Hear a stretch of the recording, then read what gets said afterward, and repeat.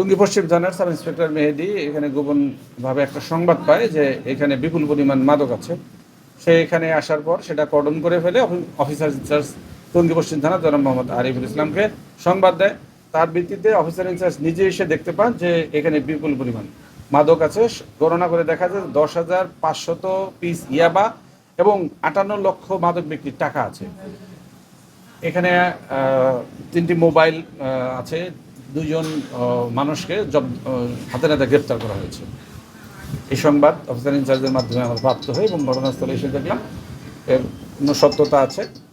এখন তদন্তের বিষয় এই মাদক ব্যবসায়ীদের সাথে আর কারা কারা জড়িত আছে, কে কে এখানে আসা যাওয়া করত।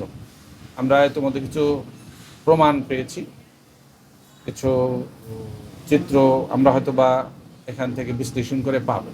মোবাইল বা যে ইলেকট্রনিক ডিভাইসগুলো পেয়েছি এগুলো থেকে আশা করি এই তদন্ত করে আরও বড় রহস্য উদ্ঘাটন করতে সক্ষম হবে। বড় অপরাধীরা বড় অঙ্কর মাদক নিয়ে বসে থাকে না। বড় অপরাধীরা ধরাছোঁয়ার বাইরেই থাকে। ক্যারিয়ার যারা, তাদেরকে দিয়ে এগুলো ট্রান্সপোর্ট করা হয়। অতএব তাদেরকে হাতে নাতে ধরতেই পারবো এটা সবসময় সম্ভব না, সুযোগ হয়ে ওঠে না। তবে আপনি যে কথা বলছিলেন, বড় বড় অপরাধীদের বিরুদ্ধে আমরা কাজ করে চলেছি। এই গাজীপুর মেট্রোপলিটন পুলিশের সম্মানিত পুলিশ কমিশনার জনাব ইসরাইল হাওলাদারের নেতৃত্বে আমরা এগুলো ক্রাইম অ্যানালাইসিস করছি।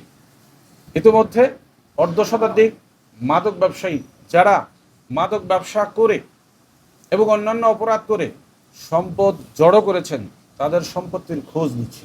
তাদেরকে আমরা অচিরেই আইনের আওতায় নিয়ে আসতে চাই।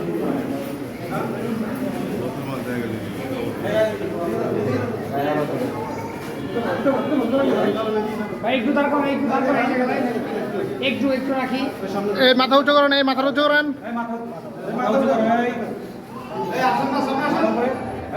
মাথাটা উঁচু করেন ভাই। এই লজ্জা ভাই না যা হইছে তাকাও ভাই, তাকাও তাকাও তাকাও একটু ভাই, তাকাও। এক একটা 500 না স্যার, তিনটা 500 স্যার। একটা ভিতরে 500, এক একটা ভিতরে স্যার 10 টাকা, এলে এক একটা ভিতরে 10 টাকা, এক একটা ভিতরে 10 টাকা করে স্যার।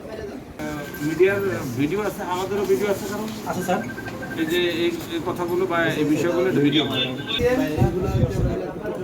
এখানে এটা কি সিসি ক্যামেরা ডিভিডি সেটাই করা ডিভিয়েন্টটা